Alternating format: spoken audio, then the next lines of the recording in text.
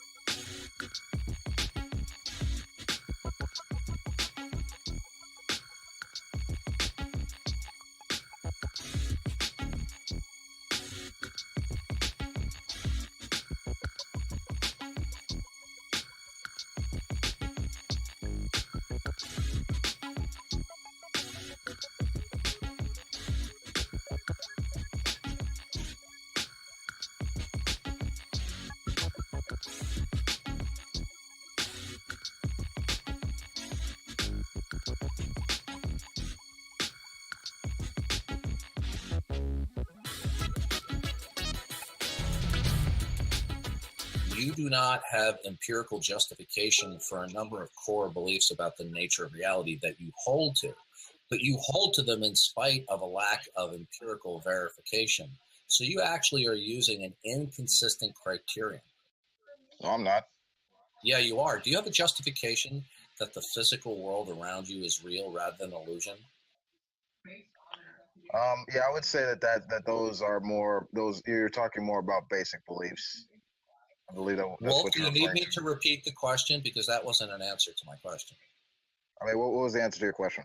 Do you have empirical verification which would definitively show you that the world around you and your sense perceptions are actually indicative that the world is actually real rather than an illusion? I would say I don't. Like that's okay. like that's okay. like So you believe the world is real without empirical verification? Is that correct? Well, yeah. I mean, that's just a basic belief. Is your stated premise that in order not to be skeptical about the existence of something, you need empirical verification? Okay. You're presupposing that I need evidence for all my beliefs. I don't need evidence for all. Oh, okay. So could you tell us? Are you arbitrary in your criterion? DD is bringing up what's known as the problem of the criterion. Let's go through some of the background behind the problem. Let's look at Noah Limos's book, An Introduction to the Theory of Knowledge. In the problem of the criterion, Roderick Chisholm identifies two main questions in the theory of knowledge. A. What do we know? What is the extent of our knowledge? B. How are we to decide whether we know? What are the criteria of knowledge? Chisholm distinguishes between three general approaches to these questions: skepticism, Methodism, and particularism. Let us consider briefly what he says about each. He tells us that we can formulate the skeptical view as, you cannot answer question A until you have answered question B. And you cannot answer question B until you have answered question A. Therefore, you cannot answer either question.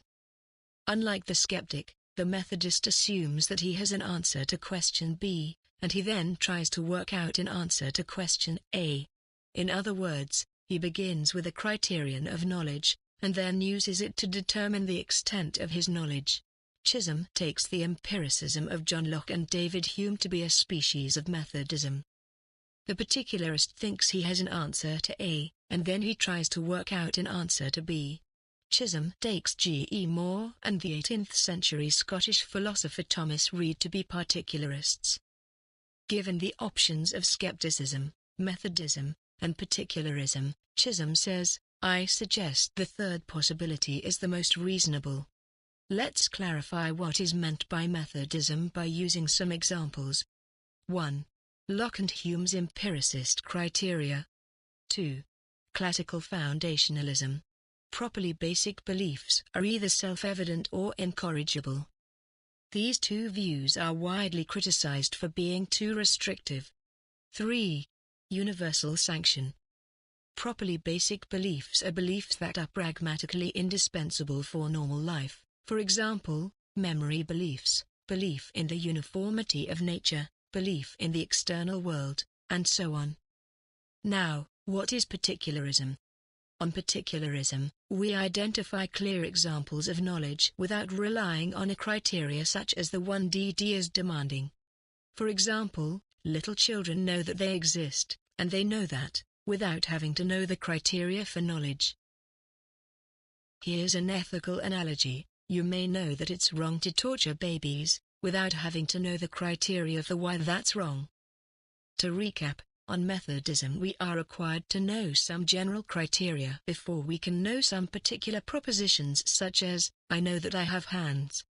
By contrast, the particularist says we can know that we have hands without knowing a general criteria. In fact, knowing the general criteria will depend on knowing the particulars, and not the other way around. It seems to me that the particularist is right, because we take little children to know a lot of things, yet they are unable to come up with sophisticated philosophical principles. Craig accepts Plantinga's particularist Reformed epistemology. He describes it as follows. Reformed epistemologists like Plantinga don't offer any criterion of proper basicality. Plantinga eschews any search for such a criterion and suggests that if we want to see which beliefs are properly basic, the best we can do is just take an inductive survey of our beliefs, and he insists that the theist will include belief in God among such beliefs, even if unbelievers do not. So, Reformed epistemology is not self-refuting, since it doesn't offer any criterion of which beliefs are properly basic. Let's look at what Craig says about the problem of the criterion, from his book, Philosophical Foundations for a Christian Worldview. In support of particularism, Craig writes, people simply identify clear instances of knowing, without applying any criteria for knowledge or justification. One may reflect on these instances and go on to develop criteria for knowledge consistent with them, and then use these criteria to make judgments in borderline cases of knowledge. But the criteria are justified by their congruence with specific instances of knowledge, not the other way around. The skeptic can raise two basic objections against the particularist. First, particularism allegedly begs the question against the skeptic by simply assuming the point at issue, whether people have knowledge. How does the particularist know that people have this?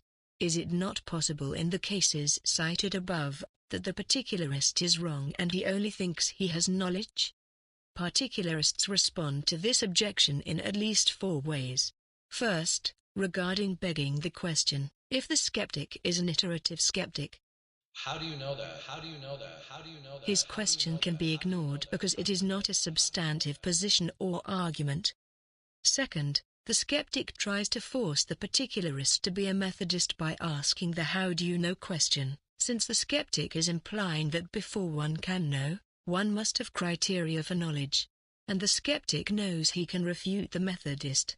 But the particularist will resist the slide into Methodism by reaffirming that he can know some specific item without having to say how he knows it. Third, the particularist argues that just because it is logically possible that he is mistaken in a specific case of knowledge, that does not mean he is mistaken or that he has any good reason to think he is wrong. And until the skeptic can give him good reason for thinking his instances of knowledge fail, the mere logical possibility that he is wrong will not suffice. We are now in a position to understand the dialectic between skeptic and particularist about a second major skeptical objection to particularism. Simply put, the objection is that particularism might easily be abused. One could just go around and assert that he or she knows all kinds of things and sanction this intellectual irresponsibility by claiming to be a particularist. In light of what we have seen above, the particularist response should be clear. Just because it is logically possible to abuse particularism, it does not follow in a particular case that one is actually abusing it. Instead of focusing on generalities and mere logical possibilities, one should look at specific cases of knowledge claims, and require that the skeptic give good reasons for thinking that particularism is being abused in that very case. Is it self-evident? Do you mean that it is evident to your senses? No, I mean it's obvious regardless of my senses. Okay, how are your core beliefs about the nature of reality obvious? How is it obvious that the world around you is actually physically real? While some properly basic beliefs are self-evident, not all are. For example, it is not self-evident that the external world is real. So could you tell us, are you arbitrary in your criterion? My basic beliefs are not arbitrary. They're grounded in experience. There might not be any way to prove such beliefs, but it's perfectly rational to hold them. In fact, you'd have to be crazy to think that the world was created 5 minutes ago. You'd be mad if you really thought you were a brain in a vat. Such beliefs are therefore not merely basic, they're properly basic. Here's a stronger way to put Craig's idea that you'd have to be crazy to think that you're a brain in a vat. Imagine you were a mad scientist that invented a brain. Now imagine that that brain thought it was a brain in a vat. You would still think that that brain was crazy. There are a variety of skeptical thought experiments, like an evil demon, a brain in a vat, or a matrix, designed to show that we don't know the things we ordinarily think we know, like knowing we have real hands. What these scenarios have in common is that we are faced with an empirically equivalent situation, where we do not in fact have access to the external world. Since we cannot distinguish between the two scenarios, the skeptic argues that we don't have ordinary knowledge. Well, it's not possible for a believer to say, we could be a brain in the vat, because that would contradict what God says. There's no way to prove that the external world exists. There's no way to prove you're not a brain in a vat of chemicals. Did everybody hear that? To set up the skeptical scenario, which DD says is impossible in his worldview, all we have to do is set up a scenario where some person does not have access to the external world. We are already close to setting up a matrix-like scenario. We can attach a virtual reality set to a baby, such that it never sees the external world. There doesn't seem to be anything impossible about this.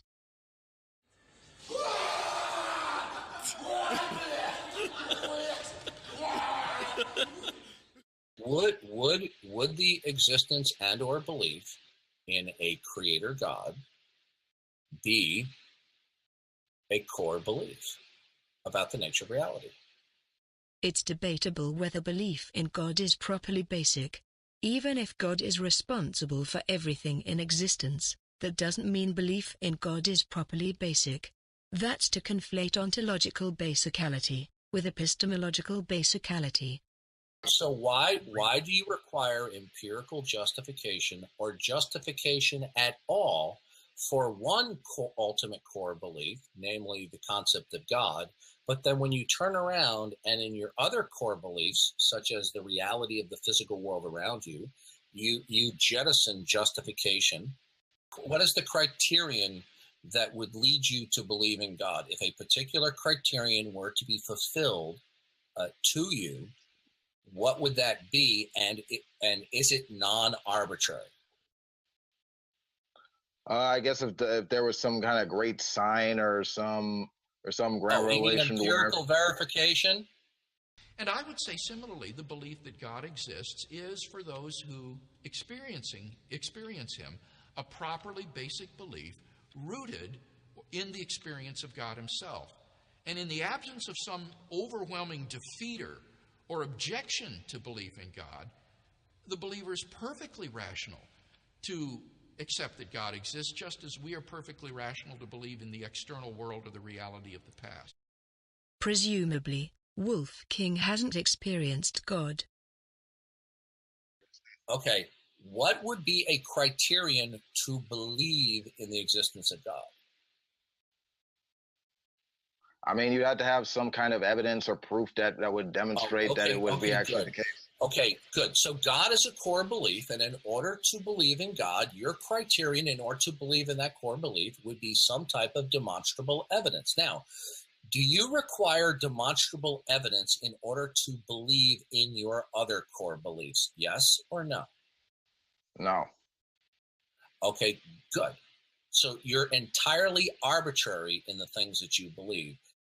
How is it the case, and please don't ask me about my worldview, how is it the case that there are absolute, universal, invariant laws of logic?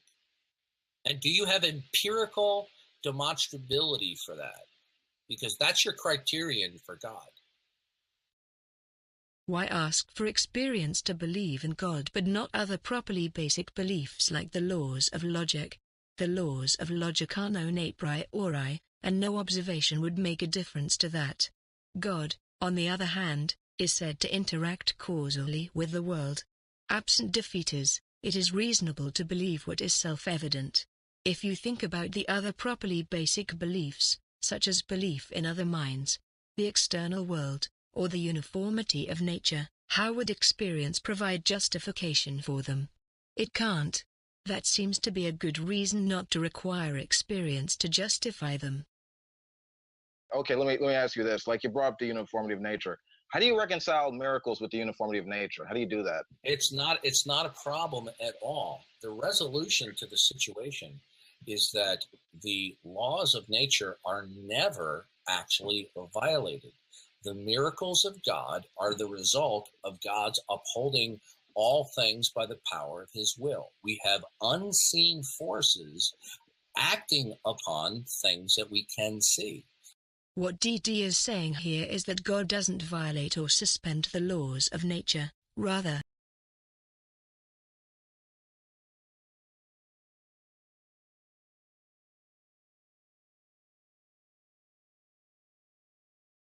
Hume writes, if there be any suspicion that the course of nature may change, and that the past may be no rule for the future, all experience becomes useless, and can give rise to no inference or conclusion. If God stops the sun without informing us, all of our past experience becomes useless when we incorrectly inferred that the sun would rise. Do you oppose all circular reasoning?